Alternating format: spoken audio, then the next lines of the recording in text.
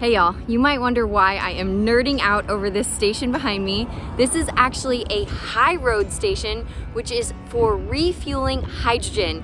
Now, I don't know if you know this, but Toyota is making hydrogen fuel cell vehicles. That's why I'm super nerding out about this station, and I'm gonna show you a little bit more about it and why it's so cool.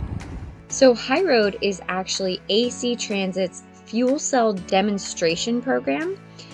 They actually have on-site power generation, hydrogen production, hydrogen fueling, and on-site maintenance.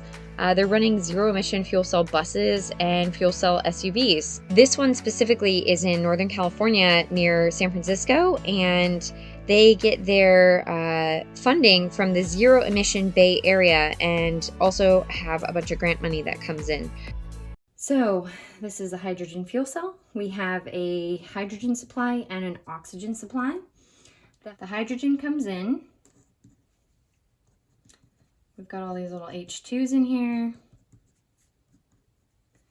And the first place that they go through is the platinum catalyst.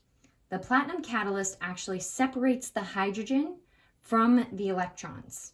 Okay, so we have two hydrogens and two negatively charged electrons. So these guys are coming over here and they're being split into hydrogen and electrons. Left over, we have the two positive hydrogen atoms. And now the proton exchange membrane, which is the next circuit, only accepts positively charged atoms. So these guys are going to come over here, and they are going to hang out while the negatively charged electrons are going to go somewhere else. Now those negatively charged electrons, in this case, they're going to go power whatever's required. So in this case, with a car, they're going to power a power control unit or actually power the motor directly.